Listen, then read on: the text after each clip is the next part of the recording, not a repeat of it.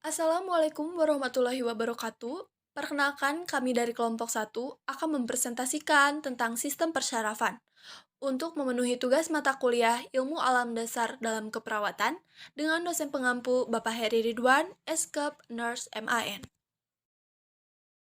Berikut adalah anggota kelompok. Yang pertama ada Asila Nur Safana dengan NIM 2106205, Fadli Amanullah dengan NIM 2102662, Ira Sri Mulyani dengan NIM 2109550, Rizka Salsabila dengan NIM 2101969, yaitu saya sendiri, dan Winda Azhari dengan NIM 2107796. Yang pertama adalah sistem saraf. Sistem saraf merupakan serangkaian mekanisme kerja yang kompleks dan berkesinambungan, yang bertugas menghantarkan impuls listrik yang terbentuk akibat adanya suatu stimulus atau rangsang. Sel fungsional yang bekerja pada sistem saraf adalah neuron atau sel saraf. Manusia memiliki miliaran neuron di dalam tubuhnya. Kemudian, bagian dari neuron. Unit fungsional sistem saraf yang terdiri dari badan sel dan sitoplasma yang bekerja dengan cara menghasilkan potensial aksi dan menjalarkan impuls dari satu sel ke sel berikutnya. Nah, ini merupakan gambar dari satu neuron yang terdiri dari dendrit, nukleus, akson, body cell, selaput myelin, sel Schwann, node of Ranvier, dan akson terminal yang menghubungkan akson yang satu ke akson yang lain, dan nanti akan dibahas satu persatu di slide berikutnya. Badan sel atau pekarion atau sel body merupakan bagian dari neuron yang mengandung nukleus atau inti sel. Dapat diibaratkan sebagai mesin yang bertanggung jawab atas kehidupan sel yang berperan dalam sintesis protein. Badan sel ini terdiri dari nukleus, sitoplasma atau cairan sel, neurofibril, dan membran sel. Kemudian ada sel body. Yang di dalam sel body ini yang pertama ada nukleus. Merupakan inti dari soma sel yang mengandung kromosom. Kromosom terdiri atas rantai DNA atau deoxyribonucleic acid. Kromosom tidak langsung memiliki fungsi tertentu, tetapi ia memiliki fungsi untuk meramu atau membuat protein tertentu. Bagian dari kromosom disebut gen, yang terdiri dari protein tertentu yang berbeda pada masing-masing individu. Nah, di sini merupakan nukleus. Nukleus adanya di bagian tengah, di sini, di badan sel. Kemudian ada sitoplasma atau cairan bening seperti jeli pada bagian dalam neuron dan terdiri dari beberapa organ, antara lain ada mitokondria, badan Golgi, RE, ribosom yang berperan dalam sintesis protein.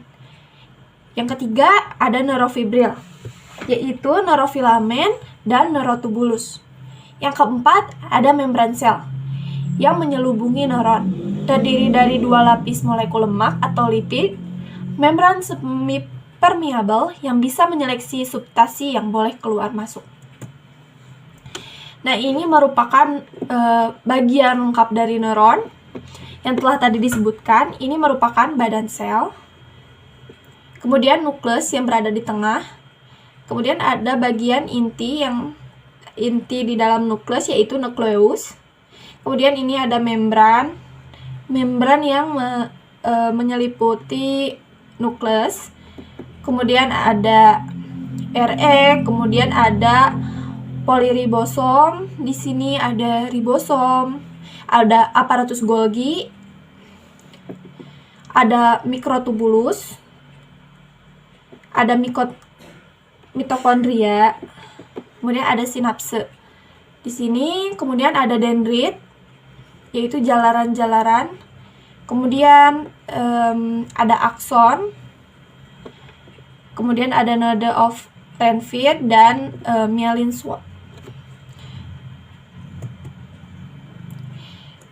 Kemudian saya akan membahas tentang dendrit. Dendrit berasal dari kata Yunani dendron yang berarti pohon. Dendrit merupakan perpanjangan dari sitoplasma yang biasanya berganda dan pendek, fungsinya untuk menghantarkan impuls ke sel tubuh. Permukaan dendrit penuh dengan spina dendrit yang dikhususkan untuk menghubungkan dengan neuron lain.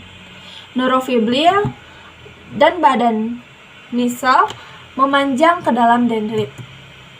Kemudian ada akson. Akson merupakan suatu prosesus tunggal yang lebih panjang dari dendrit, berfungsi menghantarkan impuls menjauhi badan sel ke neuron lain dan sel lain. Sel lain di sini ada sel otot, sel dan sel kelenjar. Kemudian, semua akson dalam sistem saraf perifer dibungkus oleh lapisan Schwann, yaitu akson besar memiliki lapisan dalam yang disebut mielin. Mielin ini merupakan suatu kompleks lipoprotein yang dibentuk membran plasma sel Schwann. Selanjutnya, pada saraf perifer, sel-sel Schwann memielinisasi akson dengan cara melingkarinya berbentuk gulungan jeli. Lalu, mielin. Mielin berfungsi sebagai isolator listrik dan mempercepat hantaran impuls saraf. Akson helix, bagian berbentuk kerucut pada pertemuan akson dan soma sel. Lalu nodes of Ranvier, yaitu bagian akson yang tidak diselubungi mielin dan tertanam pada sitoplasma sel Schwann. Selanjutnya, terminal buttons, yaitu bagian akhir dari akson yang berbentuk sebagai kancing yang berfungsi melepaskan neurotransmitter dengan substansi transmitter yang berupa substansi kimiawi ke sinapsis. Lalu, sinapsis, jarak terdekat antara neuron yang satu dengan yang lain, di mana sinyal-sinyal kimiawi ditransmisikan. Sinapsis sendiri adalah bagian yang menyambungkan terminal button sebagai sensor dari sel pengirim ke bagian soma atau membran dendrit sel penerima. Lalu ada gambar neuron dengan bagian-bagian seperti yang tertera.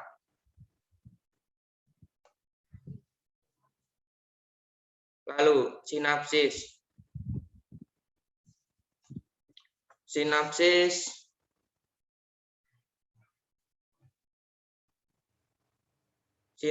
merupakan penghubung antara neuron yang satu dengan neuron yang lainnya. Selain itu, sinapsis juga berperan sebagai titik temu antara ujung akson dari neuron yang satu dengan dendrit dari neuron lainnya atau penghubung ke otot dan kelenjar. Lalu ada 3 akson. Yang pertama axonematic synapse, yang kedua axodendritic synapse. Lalu yang ketiga axosonic synapse. Selanjutnya ada gambar akson dengan bagian-bagian. Yang pertama dendrites, yang kedua chromatoplik substance, yang ketiga nukleus, yang keempat sel body, dan yang kelima akson helix. Lalu ada glial cell. Glial cell sendiri adalah sel yang berfungsi sebagai pendukung kerja sel saraf dengan bagian yang pertama sel Schwann.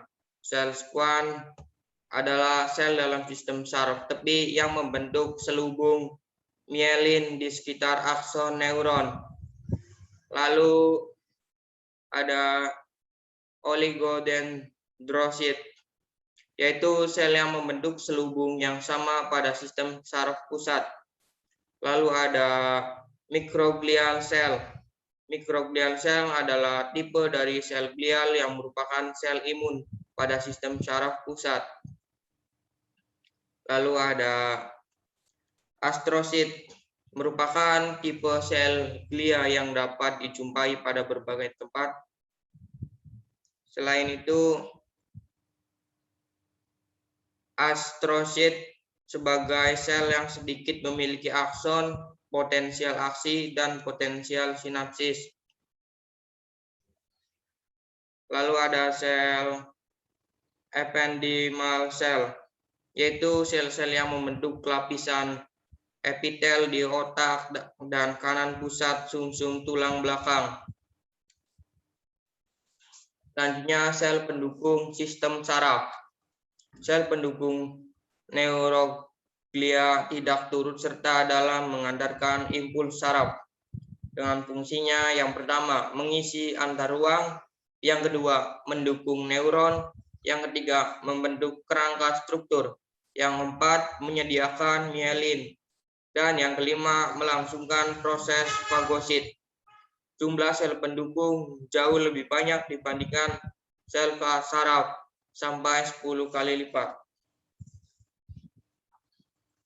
Lalu ada jenis sel glial. Yang pertama, oligodendrosit dengan asal yaitu di tabung saraf yang berlokasi di sistem syaraf pusat dengan fungsi utama yaitu produksi mielin, isolasi listrik. Lalu yang kedua ada sel neurolemosit dengan asal puncak saraf dengan lokasi sel yaitu di saraf perifer dan dengan fungsi untuk produksi mielin dan isolasi listrik. Lalu ada sel astrosit dengan asal yaitu di tabung saraf yang berlokasi di sistem syaraf pusat dan fungsi sebagai dukungan struktural proses perbaikan. Lalu sel epidimal dengan asal di tabung syaraf yang berlokasi di sistem syaraf pusat dengan fungsi untuk lapisan rongga sistem syaraf pusat. Lalu yang terakhir ada sel mikroglia dengan asal sel di sumsum tulang dan berlokasi di sistem syaraf pusat dengan fungsi untuk aktivitas terkait kekebalan. Lalu ada macam-macam sel glia. Yang pertama, astrosit atau astroglia. Jenis sel glia yang paling banyak terdapat dalam CNS, bentuknya seperti bintang. Dengan peran yang pertama, memberikan dukungan secara fisik terhadap neuron, yaitu memperkuat rekatan glia pada neuron. Yang kedua, membersihkan substansi-substansi yang tidak berguna di dalam otak. Yang ketiga, mengatur pencairan substansi kimia di sekeliling neuron. Yang keempat, melindungi sinaps untuk meminimalkan penyebaran pengaruh substansi transmitter yang dilepaskan oleh terminal buttons. Dan yang kelima, untuk melindungi komunikasi antara neuron yang satu dengan yang lainnya agar tetap bersifat private, tidak tercampur aduk. Lalu ada gambar astrosit dan dengan bagiannya perivascular fit dan astrosit.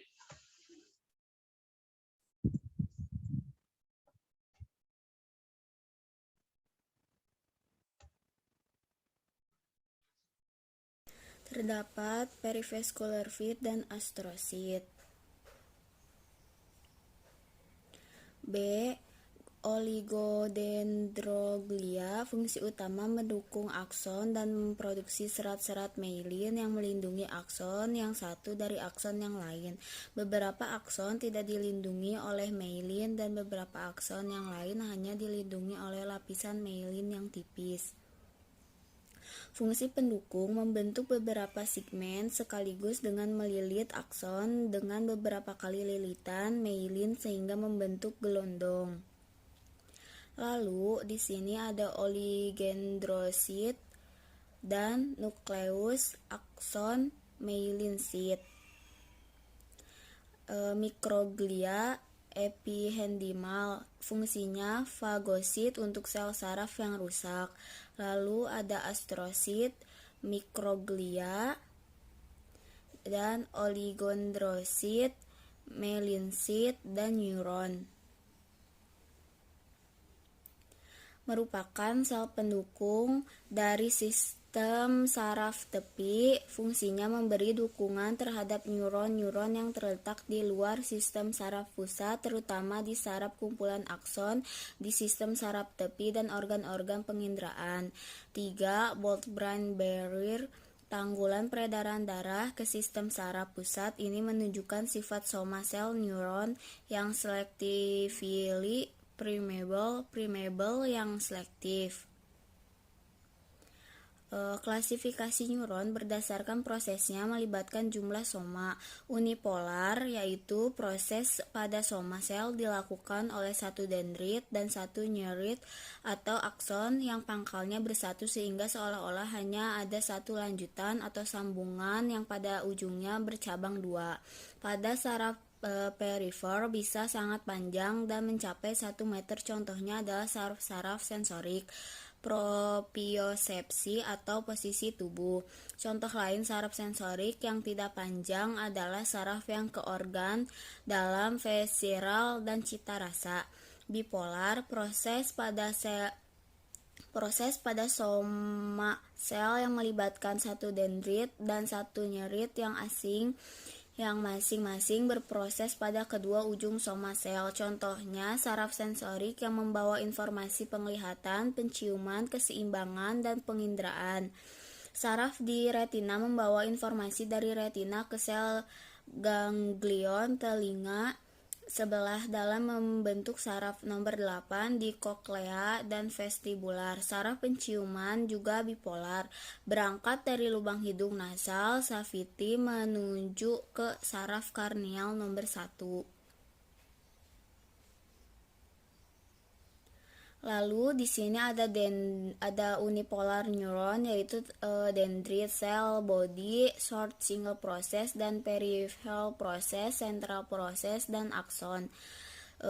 Lalu ada bipolar neuron, terdapat dendrit, cell body, dan akson. Multipolar, yaitu proses pada soma sel yang melibatkan satu neurit dan banyak dendrit, seperti anatomi neuron pada umumnya. Contohnya, saraf dari otot sebelah atas turun ke tulang belakang dan kemudian menyebar ke seluruh otot. Kemudian multipolar interneuron, yaitu soma sel pada interneuron yang prosesnya melibatkan banyak dendrit. Bagian yang berbentuk seperti jaring-jaring disebut dengan dendrit. Dendrit ini bertugas untuk menerima stimulus yang nantinya akan merangsang neuron untuk mengirim sinyal. Lalu struktur yang terhubung dengan dendrit ini yang memiliki inti sel itu adalah soma atau badan sel dari neuron. Lalu dari badan sel ini akan muncul struktur yang panjang yang disebut dengan akson. Akson adalah proyeksi panjang yang membawa potensial aksi dari badan sel ke neuron berikutnya. Neuron bipolar memiliki dua tonjolan keluar dari badan sel, satu sebagai dendrit dan satunya lagi sebagai akson. Neuron unipolar hanya memiliki satu tonjolan keluar dari badan sel yang dianggap akson. Dan neuron multipolar memiliki banyak tonjolan yang keluar dari badan sel, beberapa tonjolan sebagai dendrit dan satu tonjolan sebagai akson. Klasifikasi berdasarkan fungsi neuron. Neuron sensorik atau aferen menghantarkan impuls listrik dari reseptor pada kulit, organ indera, atau suatu organ internal ke sistem saraf pusat. Hampir semua saraf sensorik unipolar, hanya sebagian kecil yang bipolar. Yang kedua, neuron motorik, yaitu menyampaikan impuls dari sistem saraf pusat ke efektor, biasanya berbentuk multipolar. Membawa impuls keluar dari otak menuju tulang belakang, selanjutnya ke efektor atau target. Sebagian besar untuk mengirim pesan agar terjadi kontraksi otot atau sekresi kelenjar. Yang ketiga, interneuron. Interneuron adalah saraf penghubung yang banyak terdapat di otak dan sumsum tulang belakang, menghubungkan neuron sensorik dan motorik atau menyampaikan informasi ke neuron lain. Kelompok-kelompok neuron. Yang pertama, nukleus, yaitu kumpulan badan sel neuron yang terletak di dalam sistem saraf pusat. Kemudian ganglion, yaitu kumpulan badan sel neuron yang terletak di bagian luar sistem saraf pusat dalam saraf perifer. Saraf, yaitu kumpulan prosesus sel saraf atau serabut yang terletak di luar SSP. Serabut ini disatukan dan ditunjang oleh jaringan ikat yang membawa pembuluh darah dan pembuluh limpatik. Saraf gabungan, yaitu sebagian besar dari saraf perifer. Saraf ini mengandung serabut aferen dan eferen yang tereliminasi dan tidak tereliminasi.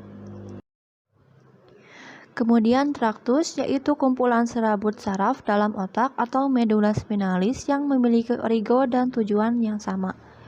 Kemudian kombisura, yaitu pita serabut saraf yang mengandung sisi-sisi yang berlawanan pada otak atau medula spinalis. Bagian utama saraf terdiri dari dua bagian utama, yaitu yang pertama sistem saraf tepi atau central nervous system.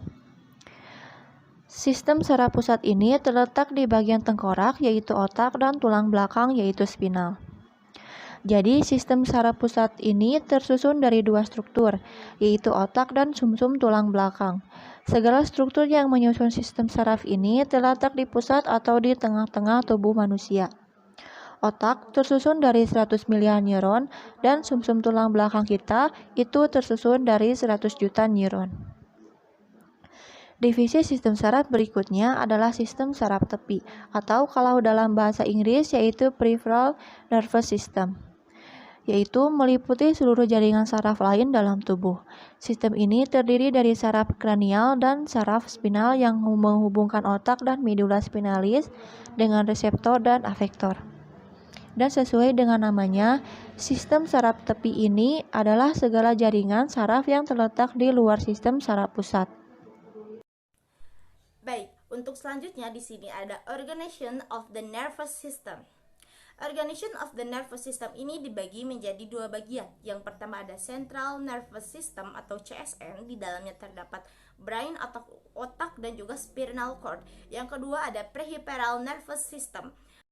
Peripheral nervous system ini di dalamnya ada saraf eferen atau motorik dan juga saraf aferen atau sensorik. Selanjutnya di sini teman-teman bisa melihat evolusi otak dari vertebrata, bisa dilihat sendiri bagaimana evolusi dari otak vertebrata. Untuk selanjutnya ada sistem saraf perifer. Sistem saraf perifer ini secara fungsional terbagi menjadi dua bagian. Yang pertama ada somatic nervous system atau sistem saraf stomatis yang mengatur interaksi tubuh dengan lingkungan luar, yang terdiri dari dua macam saraf, yaitu saraf nervous atau saraf aferen yang membawa impuls dari reseptor seluruh bagian tubuh seperti kulit, kuping, mata, tubuh, yang kemudian akan diteruskan ke CSN atau Central Nervous System. Yang kedua ada efferent nervous atau saraf eferen yang membawa sinyal dari Central Nervous System menuju otot dan kelenjar. Selanjutnya yang kedua adalah automatic nervous system atau sistem saraf otonom. Dalam bagian sistem saraf otonom adalah bagian dari PSN atau peripheral nervous system yang berfungsi mengatur kondisi internal hewan. Sistem saraf otonom ini juga terdiri dari saraf eferen dan juga saraf aferen. Selanjutnya ada saraf eferen dalam sistem saraf otonom. Saraf eferen dalam sistem saraf otonom ini terdiri dari sympathetic nervous atau saraf simpatetik yang menstimulasi, mengorganisasi, dan memobilisasi sumber-sumber energi dalam tubuh untuk menghadapi situasi yang menakutkan atau tidak menyenangkan. Yang kedua ada parasimpatetic nervous atau saraf parasimpatetik yang menyimpan energi dalam tubuh dan berinteraksi dan bereaksi dalam menghadapi situasi yang menyenangkan. Jadi bedanya antara saraf nervous atau saraf simpatetik itu untuk menstimulasi hal-hal yang menakutkan atau tidak menyenangkan, sedangkan pada saraf parasimpatetik itu untuk menstimulasi tubuh bereaksi menghadapi situasi yang menyenangkan. Baik, dan yang untuk selanjutnya adalah sistem impuls saraf. Sistem impuls saraf dibagi menjadi 4 bagian. Yang pertama ada potensial istirahat. Potensial istirahat atau potensial membran istirahat merupakan sel saraf dalam keadaan istirahat yang mempertahankan perbedaan potensial listrik pada membran sel, diantaranya bagian dalam sel dan cairan ekstrakurikuler yang ada di sekeliling sel. Yang kedua ada potensial kerja. Potensial kerja ini adalah sel saraf dan sel otot yang bersifat excitable atau peka rangsang, yaitu mampu menciptakan sendiri impuls elektromia dan membrannya. Yang kedua, serabut saraf yang mampu mengubah stimulus mekanik dan kimia menjadi listrik. Yang ketiga adalah setiap perubahan lingkungan atau internal dan eksternal akan terjadi stimulus pada potensial kerja.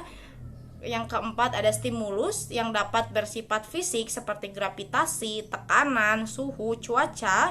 Yang bersifat kimiawi seperti komposisi cairan tubuh dan tekanan osmotik. Dan yang terakhir adalah potensial kerja listrik. Selanjutnya ada dalam potensial kerja listrik itu hanya sel saraf dan sel otot yang dapat mengalami perubahan besar dalam permeabilitas membran pada ion Na+ dan Ka+.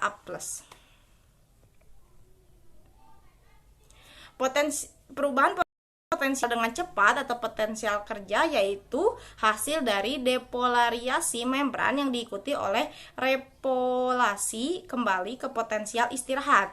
Berikut di sini teman-teman bisa melihat bagaimana proses terjadinya potensial perubahan dengan cepat. Yang pertama ada tahap istirahat, yang kedua ada tahap depolariasi, dan yang terakhir ada tahap repolariasi.